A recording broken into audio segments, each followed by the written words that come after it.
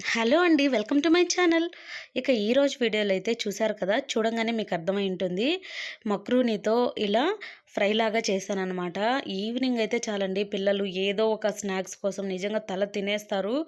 మనమైతే డ్యూటీ చేసి అలసిపోయి ఇంటికొచ్చినా కూడా వాళ్ళైతే స్నాక్స్ కావాలి, అది కావాలి, ఇది కావాలని నిజంగా అసలు పిల్లలతో ఏగడం చాలా కష్టమండి. అట్లని మనం ఏమన్నా కొనిచ్చామంటే మాకద్దొద్దు, ఇలా డిఫరెంట్‌గా చెయ్యి, ఇలా చెయ్యి, ఇలా చేయాలని వాళ్ళే యూట్యూబ్‌లో రకరకాల వీడియోస్ చేసి ఎలా చేయాలో ఏంటనేది కూడా మనకే నేర్పించే పొజిషన్‌లో వాళ్ళున్నారనమాట.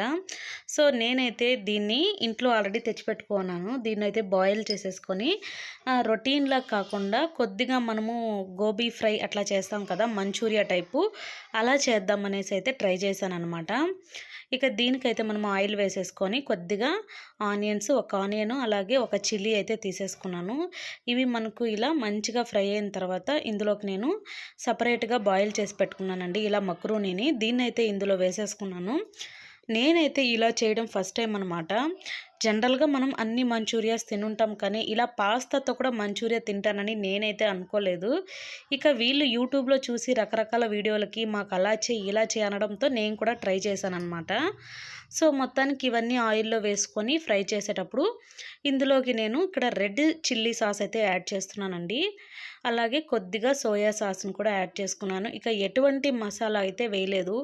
కారం కానీ, అలాగే గరం మసాలా కానీ, ఎందుకంటే ఈ ఎండలకి కారం కూడా ఎక్కువ తినకూడదు. అలాగే పిల్లలు కూడా తినరనమాట. వాళ్ళ కోసం కారం తక్కువగా, అలాగే వాళ్ళకి నచ్చే టేస్టీగా అయితే ప్రిపేర్ చేశాననమాట. ఇవన్నీ వేసేసుకొని ఒక 10 నిమిషాలు మనం ఆయిల్‌లోనే బాగా ఫ్రై చేసుకోవాలండి. ఎలా అంటే ఇవి మనకు సాసులన్నీ కూడా డీప్ ఫ్రై అవ్వాలి. అంత బావుంటుంది. ఇలా ఫ్రై చేసుకునే కొద్దీ మనకు టేస్ట్ అనమాట. ఈ సోయా సాసు ఇవంతా కూడా వాటికి పట్టుకొని నిజంగా మనకు మంచూరియా తిన్న ఫీలింగ్ అయితే వస్తుందండి. అంత బావుంటుంది.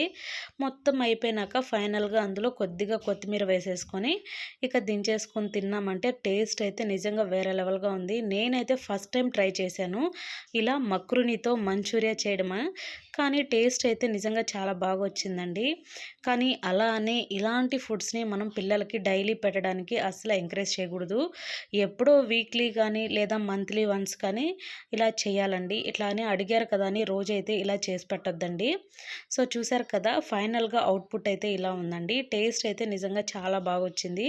ఇక వాళ్ళైతే ఎంతో ఇష్టంగా తిన్నారు. వీడియో నచ్చితే లైక్ చేయండి. ఛానల్‌నైతే సబ్స్క్రైబ్ చేసుకోండి. Thank you for watching.